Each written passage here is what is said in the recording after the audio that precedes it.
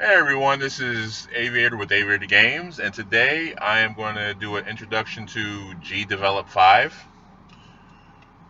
All right, so to begin, I've I've gone ahead and linked the download page to Gdevelop in the description. Um, Once you download it, go ahead and double click on the setup file and go through the prompts. And after the setup, it'll automatically open. If it doesn't, go ahead and go to the shortcut, desktop shortcut, or go in your Windows, hit your Windows key and look for it there. But anyway, let's begin. All right, so when it opens, it's going to look like this.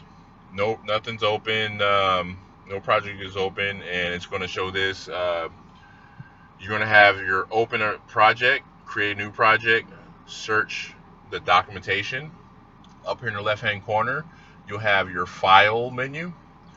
It's going to you can create a new project, open, save, export, close, my profiles. Let's click on that real quick.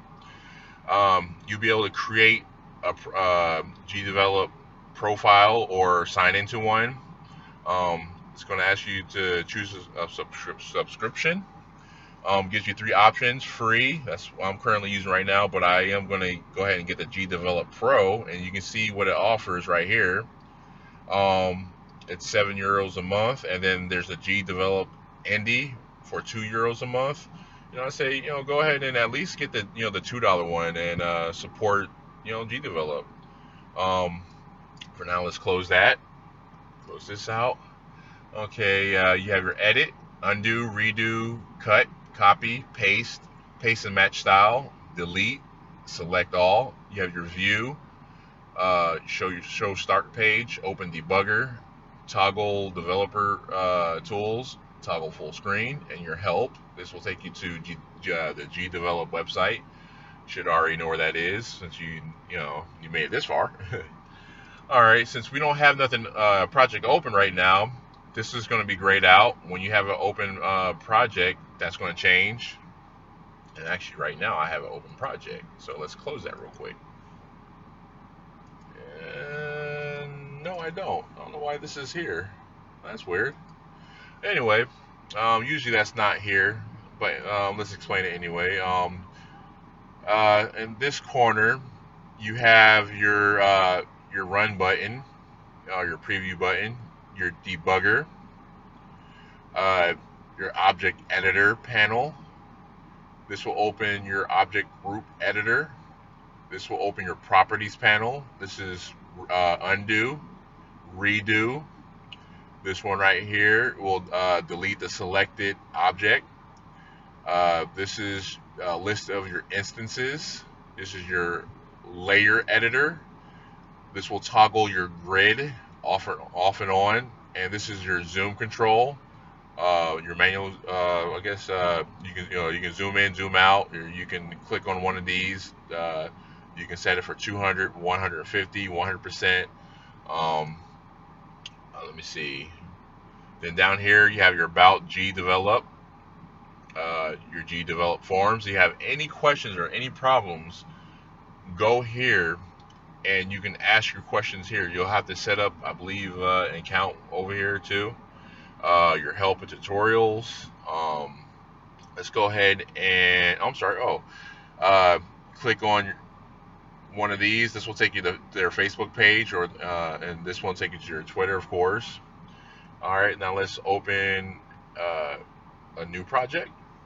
Here you have three three sections: starters, examples, tutorials. So start with the starters. This will give you a platformer example, a space shooter, and this is an empty game project. What you can do here, you can click here. As you can see, it's giving you this template of a platformer. You can take around with it. You can eventually you can swap these out with your own stuff. Here, let's hit run. This is the game window, and there you go. example of a platformer. Pretty cool. They're using a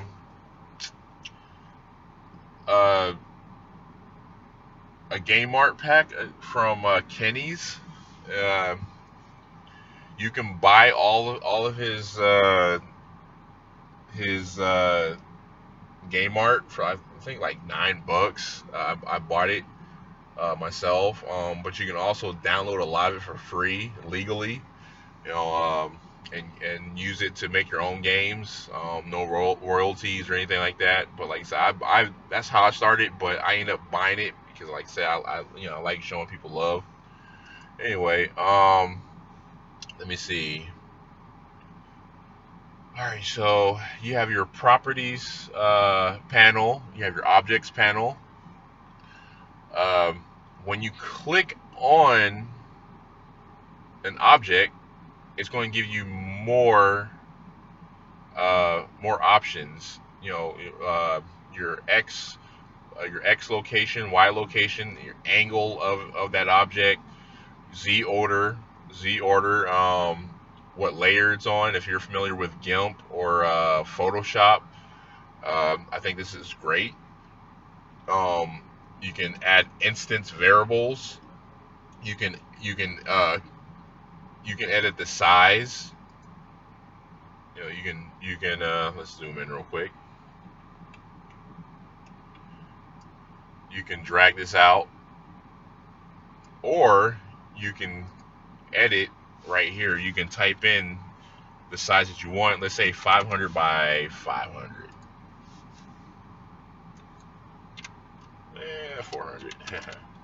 As you can see, it changed that. Okay, let's go undo. All right, and let's click on another object. As you can see, it's giving you the same little options. Now, for those who are new to programming, let me tell you about the X and Y axis. Okay, so these coordinates are telling you where this object is in relations to the where it's at on the scene. So let's say the origin point for this object is right here. So it's saying that on where it's at on the x-axis. The x-axis starts right here on the left side. This is 0, the 0 point, and it counts up in pixels. 0, 1, 2, 3, 4, 5, 6, all the way up to 414. So it's 414 pixels from 0, or from the 0 point on the x-axis. And like I said, it counts from the left to the right. The y-axis, same thing, except for the 0 point on the y-axis is up here. This is 0. And so you would go 0, 1, 2, 3, 4, 5, 6, 7, 8, 9, 10, all the way to you get to 513. Now, when you move this object above the 0 point, it's going to show a negative number. Oops. Let me, oh, I'm sorry, that made a mistake. It's right here. This is the 0 point. This is the 0 point. So up here, as you can see, from this line, it counts negative 1, 2, 3, 4, all the way up to negative 119. Same thing for the X. It's measuring from the origin point, and I'll explain that in more detail later. For now, I guess that's it. Next video, we'll talk about how to import new game objects and add behaviors, and we'll talk about the event system. If you like this tutorial, hit that like button and subscribe. My Patreon address is down in the description, and you guys have a nice day.